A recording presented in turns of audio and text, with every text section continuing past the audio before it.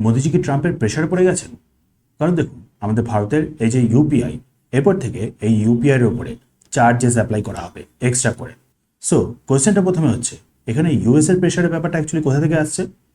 Actually দেখুন, recently কিছু সময় আগে ইউএসএর ট্রেড রিপ্রেজেন্টেটিভ ইউএসএ কংগ্রেসের কাছে, ইউএসএর প্রেসিডেন্টের কাছে একটা রিপোর্ট শো করেছিলেন, যার মধ্যে তিনি ক্লিয়ারলি মেনশন করেছিলেন যে আমাদের ভারতের এই যে ইউপিআই, এর ফলে ইউএসএর যে ভিসা আর মাস্টার কার্ড রয়েছে সেইগুলোর বিজনেস করতে গিয়ে প্রবলেম হচ্ছে।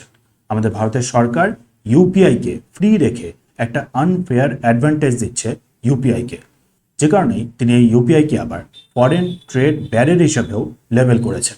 দিয়ে তারপরেই হঠাৎ করে আমাদের ভারতের তরফ থেকে এই ইউপিআইয়ের উপরে চার্জেসের ব্যাপারে অ্যানাউন্সমেন্ট।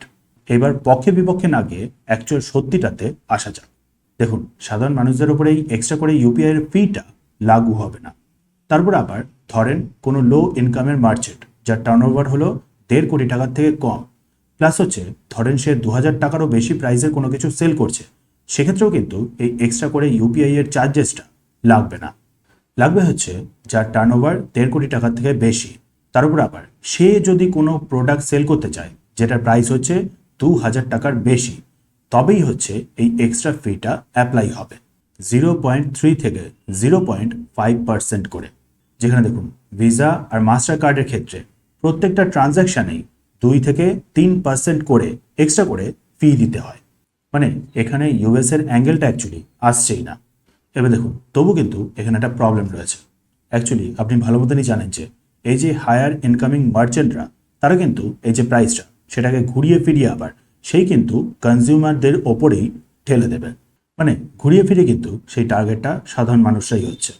সেক্ষেত্রে আবার দেখুন, আরও একটা ফ্লিপ সাইড রয়েছে। আপনি দেখুন, ইজিলি কিন্তু যেতে পারেন একটা লো ইনকামিং মার্চেন্টের কাছে। কারণ দেখুন, অবভিয়াসলি এই যে হায়ার ইনকামিং মার্চেন্টরা, তাদের যে স্কেলটা হয়, সে কারণে লোয়ার ইনকামিং মার্চেন্টরা সেরকমভাবে কিন্তু কম্পিট করতে পারে না। এখন বর্তমানে এই চার্জেসটার কারণে উল্টে কিন্তু তারা একটু সুযোগ পাবে নিজেদের বিজনেসটাকে গ্রো করার।